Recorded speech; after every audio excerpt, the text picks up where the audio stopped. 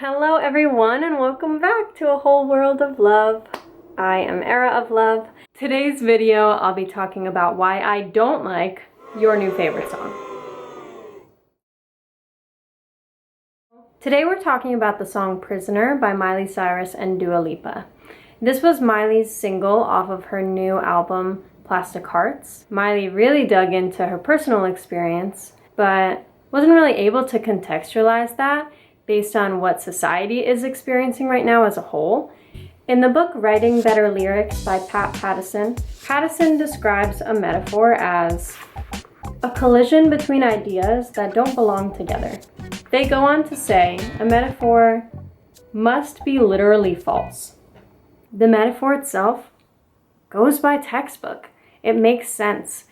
But what happens when that metaphor, though literally false in the context it's being used, is very, very true for so many people in a modern context, in a societal lens?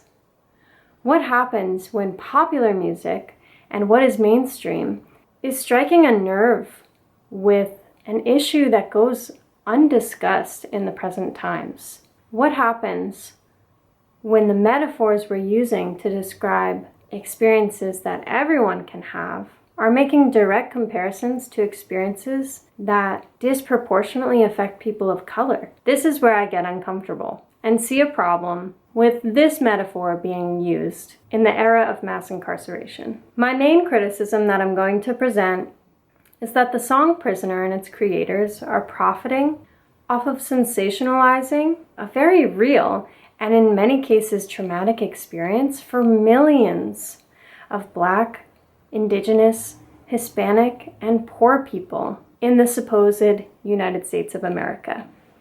We're on stolen native land.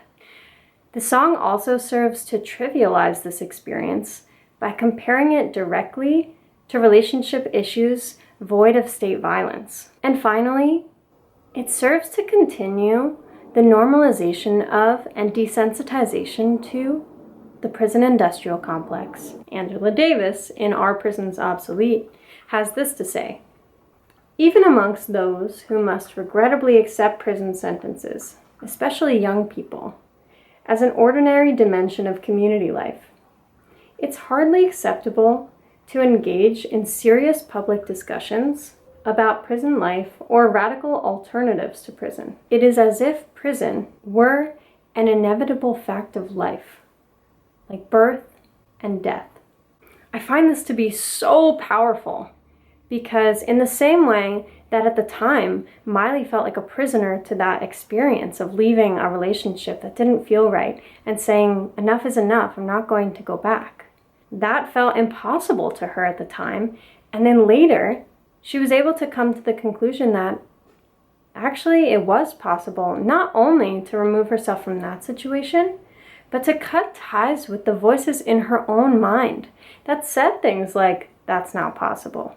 In the same way, Angela Davis is proposing that we've kind of lost our ability to even use our imagination to explore potential other ways of being in society that don't include prisons. Crimatologists were anticipating prisons becoming more and more obsolete. It came as a shock to crimatologists when Ronald Reagan launched a campaign to not only invest in a boom of the prison population, but also invest in changing the hearts and minds that felt this wasn't necessary. He launched a campaign against anyone that had other ideas or insights, such as Angela Davis herself, removing them from their positions of teaching and thought leadership, and exterminating any potential for other ideas that could lead to a society beyond policing and prison.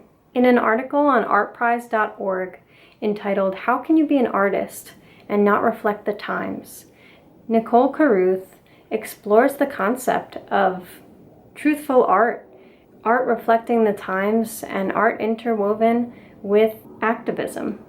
The quote that was coined as the title of this comes from the powerful artist Nina Simone. The full quote reads, "At this crucial time in our lives, when everything is so desperate, when everything is a matter of survival, I don't think you can help but be involved.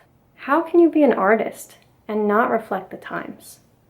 In the same article on artprize.org, Nicole wrote of thoughts shared by artist Dred Scott. Art itself is not the fight for a better future, he suggested, but the vehicle for getting people to think about what's happening now and what our future could be. Overall, I want to take this time to request a higher self-awareness from both the industry as well as listeners and consumers. In no way am I trying to police creative freedom, because I think it's important that we write truthfully to whatever is truthful to us at the time. And I do believe that this song is inherently truthful. I just think it unveils a dark truth about the time that we're living in. Prison abolition, or even moving in the direction of a system not oriented around violence, isolation, and degradation.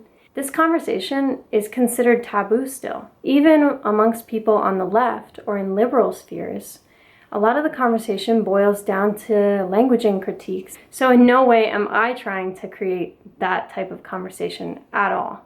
My final words on this topic is to encourage you to take action by listening to local artists. Look out for groups in your town that are working towards the idea of police as well as prison abolition. And make connections with people in your town. Hear people's stories and learn as much as you can so that we can move towards a better future. And so we can look back and see the progress we've made to build a society without prisons. Thank you so much for listening and for being here with me today. It's such an honor and I'm so grateful to have this conversation with you. And I'll see you next time. Bye.